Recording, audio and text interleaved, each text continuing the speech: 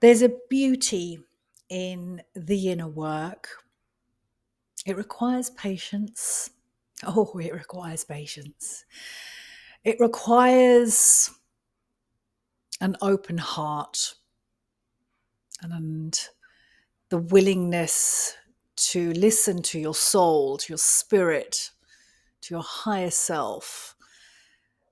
There is a beauty to the inner work because when you walk the path back home to yourself, when you are committed, when you're devoted to you becoming the best version of you, you reveal, oh my God, you reveal such wonders, such beauty, such exquisiteness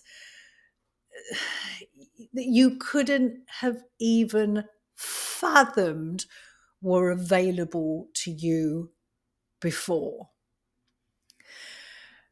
The more I have anchored into myself, the safer.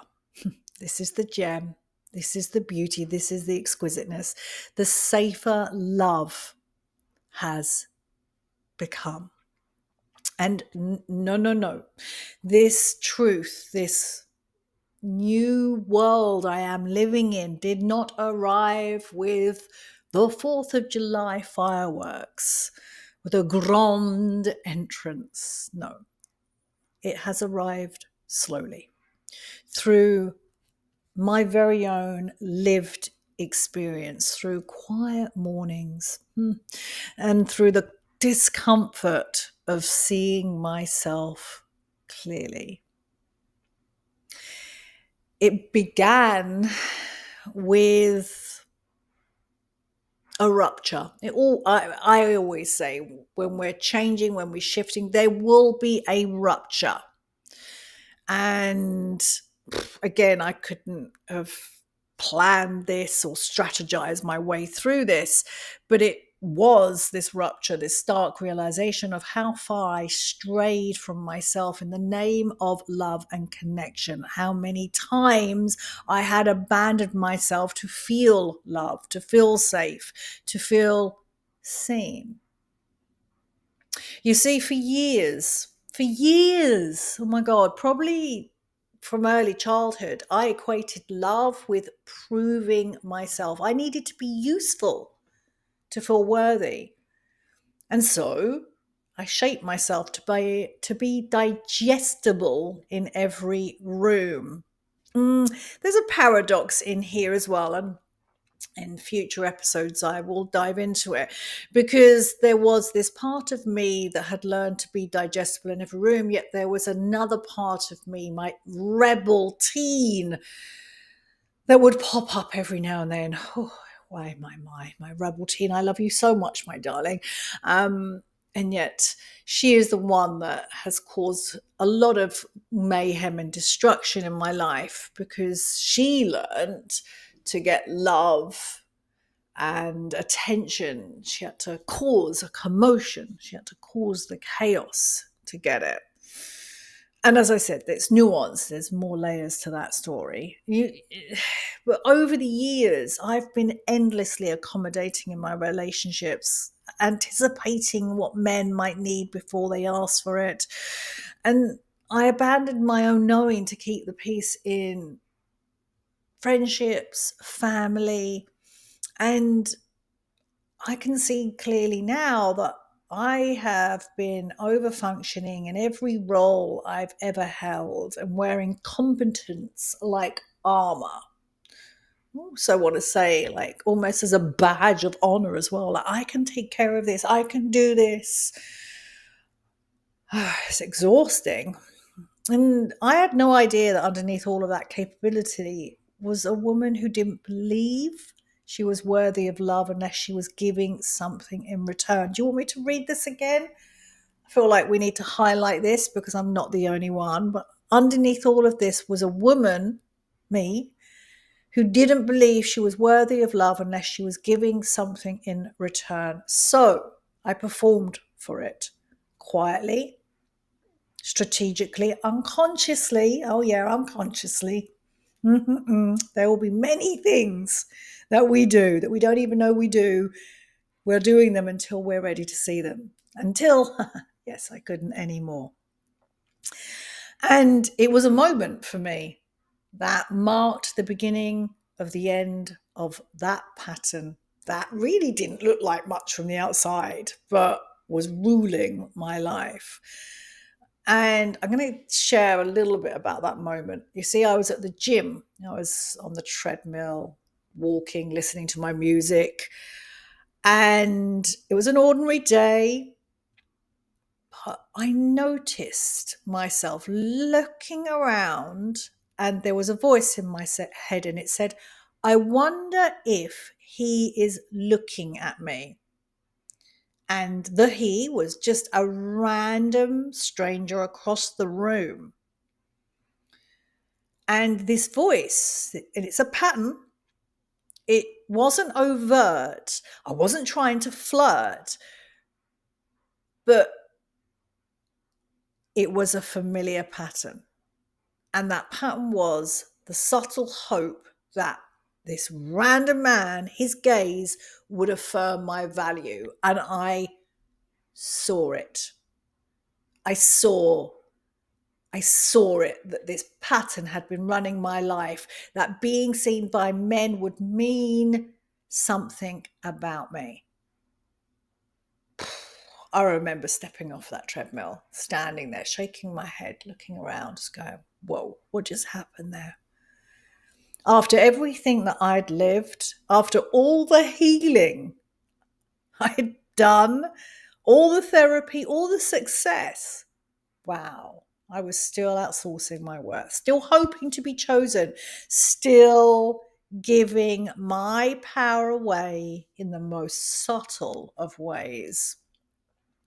It was a really brutally honest moment, and it became a turning point for me because in the rupture, we have a choice. We can ignore it, or we can tell ourselves the truth.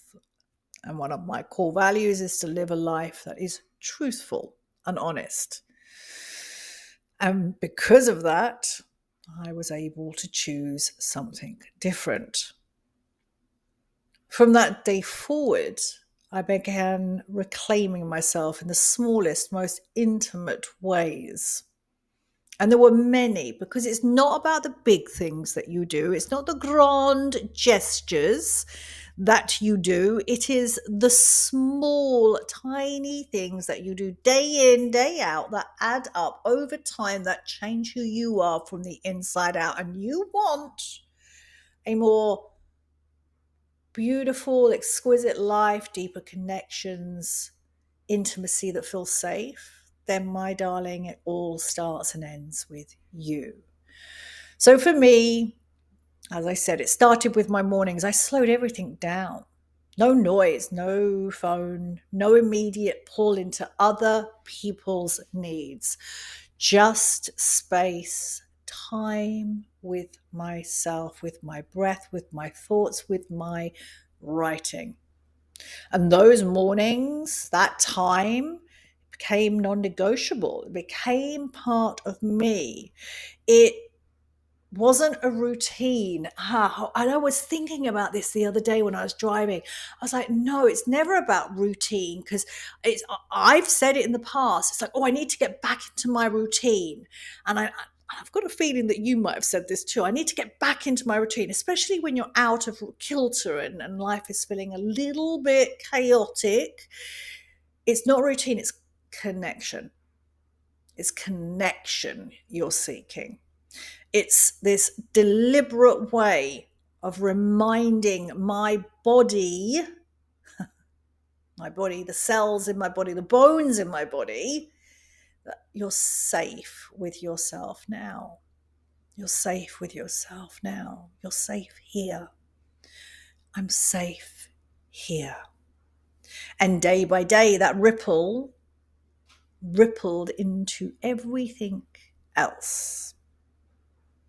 I started to notice small patterns, the ones that would run in the background on autopilot, the urge to react, the reflex to shut down. Oof. And the irony is, as I'm recording this podcast, I am sitting in St. Pete's in Florida, spending a week with my ex-husband, who I used to tell off all the time for shutting down on me. Yet I I do the same. I do the same. And so only now I can see it. Only now I can see it.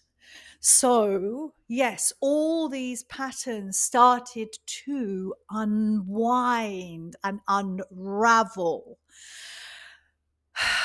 And as I became more aware of them, I started to feel them deeper. And it always starts in your body. So I would notice the way my body tightened at the first sign of conflict. Like I'm always trying to manage it all at this right time. But the thing is, and this is what changed everything, is that I didn't abandon myself in those moments. I stayed. I let the discomfort move through me. I breathed. I chose differently. No, this was not easy, and it's still not easy. Although it's easier. It's easier because the route I'm choosing is the path to become the best version of myself with high standards. And also, it's become easier because over time, I've built and continue to build the capacity to stay present in the places I used to disappear. Whew. This is big. This is huge. This is what it's all about. And this presence has changed how I relate to the people I love and who love me. Oh, I tear up just when I say that. Like the people who love me. Wow. I allow love in now. I receive love. And the silence between myself and my adult child, it no longer haunts me because I finally turned inward and offered care to that part of me that always believed that she was too far gone to repair. Like I will continue to talk about this because it's so important. There was a part of me that wouldn't even consider healing was available, another route was available. And this work has given me the ability to look at myself through a different lens, with more compassion. And it again, the ripples keep rippling, the tension in my family no longer means I've failed. I'm no longer enmeshed in them. I'm no longer thinking it's all about me. And actually my adult son, lovingly and also a little prod on me, he always says, Mum, it's not always about you. It's not always about you. And it's like, no, it's not actually. It's not. And the thing is that this tension in my family, or, how someone else is responding to me in a tone where I would normally react, it became information for me, an invitation to meet them from an open mind, open heart, and not shame, not defensiveness, not thinking I've done something wrong. And so this enables me to no longer walk around braced, ready to be misunderstood. I now sashay, anchored in who I am. My relationships have softened and they continue to soften. My nervous system has softened. There's something so beautiful about a nervous system that feels safe. And I really have begun to understand what love can feel like when it's not built on performance or it's transactional. I don't need to be chosen anymore. I'm not craving to be seen through somebody else's eyes. And I've stopped performing for approval. And I live in alignment with who I am because it's safe to be me. It's enough to be me. It is okay to be me. And in that alignment, I'm no longer at war with myself. Love has become steady, clean, and honest. And this journey, if you've been with me for a while, it's not a linear journey. It's not going to be a perfect journey. It's not a 1, 2, 3 step process. It's a messy route back to ourselves, and yet it's essential. In my world, this is essential because when we live in alignment with ourselves, when we're no longer at war, we're no longer abandoning ourselves to protect the illusion of harmony. This actually, looking at it through this deeper lens of devotion, of intimacy, of love, this journey is like full of love. This wasn't actually about boundaries. And I remember way back that I went through a phase of, I have to set boundaries. And I do believe that is part and parcel of the journey as well. And this definitely wasn't about strategies as well. This is all about devotion. And this kind of devotion, it builds slowly over time. It's the kind that you live in the quiet, unseen moments. It's not about waiting or posting about it, waiting for someone to clap and go, yes, you're doing well. It's you validating yourself over and over and over again. It's the kind, this way of living reshapes how you speak to yourself, how you hold yourself, how you move through your days. And I've just said it. I'm going to say it again because it's worth saying. It's not something you post about. It's something you become. Something you become. And now, as I stand inside this lived reality, one that I rebuilt from the inside out, I know something. Something, as I said, I opened this up, the beautiful, exquisite, just something feels bountiful, wondrous that is available for me now that never was before. The inner work, this journey of coming back home to ourselves, is the pathway back to everything we desire. And as you listen to me, if you feel a stirring in your body, your soul, your heart, there's a deeper invitation here for the woman who's done outsourcing her worth, who's done pretending she's fine when she's aching for more. And she's ready to live in a way that reflects the intimacy she holds within. Something is coming. It's coming. And I've got a big smile on my face right now. Stay close, because there is a beautiful unraveling of my story, my work, and there's an invitation here for you to stay with yourself, for you to open your eyes up a little wider and be willing to see yourself with more compassion, with more love.